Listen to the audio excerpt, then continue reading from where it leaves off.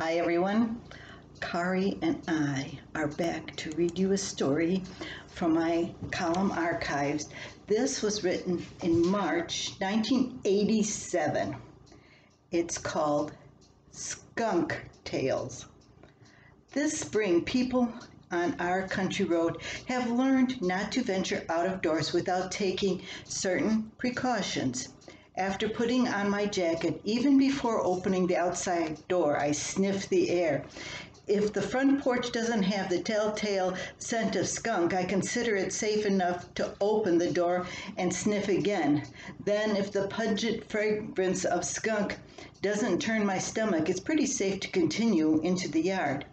Be warned, proper precautions don't end with a healthy sniff. A person's nose doesn't always tell all. Just ask my neighbor.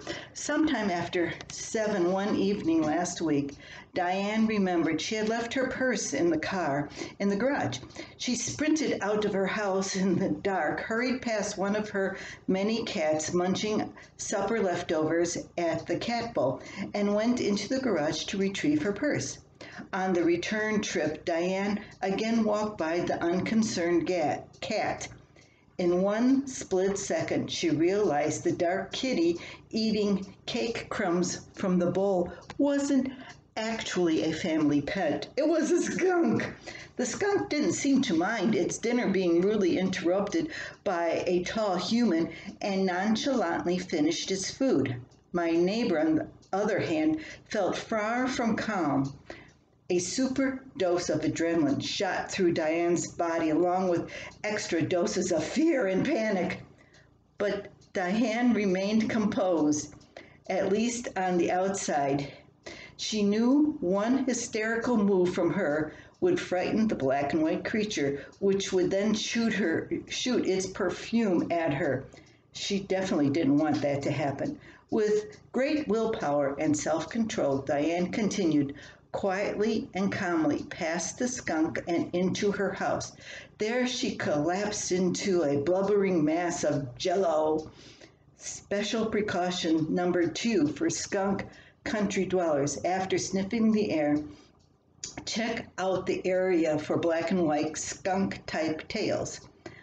The movement of skunk into our neighborhood came like an uninvited plague.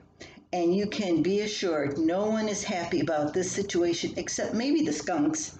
Every time our children go out to play, I remind them to respect our little black and white neighbors. Don't play in the high grass. Don't go near the tree line. Watch out for the brush in the ditches, and don't go anywhere near a black four-legged creature with a white stripe. For the time being, the children have an extremely narrow play area. One would think skunks would prefer living where God meant them to be, into the woods. Until ours relocate, everyone better beware. The next kitty rubbing against your leg might not be a kitty.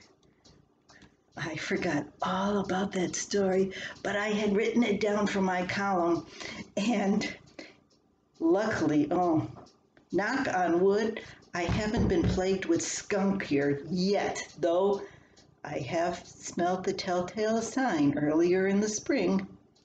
Now, Kari, by the way, Kari is a boy, and he was in for a checkup at the vet today, and we got that confirmed.